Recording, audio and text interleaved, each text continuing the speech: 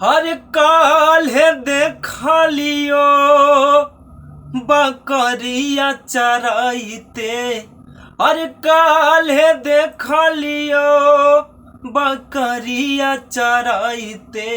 आज बहिन बेचाना दूल्हवा बन के आइला, आज बहिन बेचाना दूल्हवा बन के आइला।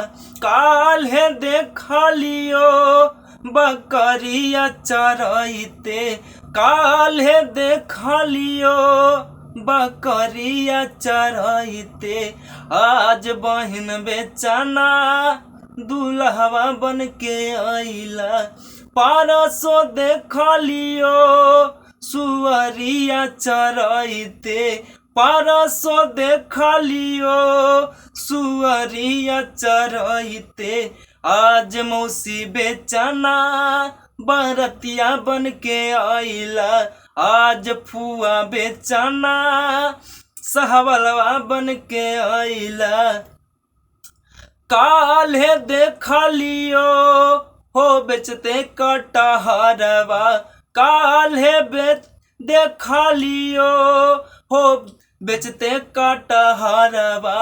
आज पकल के समधिया बन के आइला, आज दांत टूटा समधिया बन के आइला।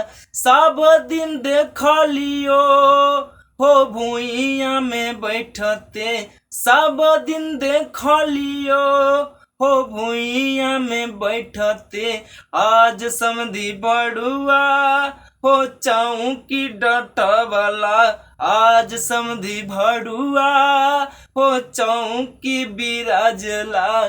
काल्हे देखा लियो हो मारते मछरिया, काल्हे देखा लियो हो मारते मछरिया। आज बहिन छिनारा भसुरवा बन के आइला, आज बहिन छिनारा भसुरवा बन के आइला। आज नेटा फूल का भसुरवा बन के आइला। काल्हे देखा लियो हो ठेलावा चलाइते, काल्हे देखा लियो झझरावा चलाइते। आज मोगी बेचाना हो ननदोसिया बन के आइला, आज नानी बेचाना हो ननदोसिया बन के आइला। भैया नमस्कार प्रणाम, हम भोजपुरी मगई गायक आशीष कुमार रघुआ सभी तमाम भोजपुरी मगई श्रोता सुन भैया समाज के भैया हम पैर छू के प्रणाम करत हई। आज जितना भी वीडियो के देख रहा बनी भैया सबके पैर छू के प्रणाम बा।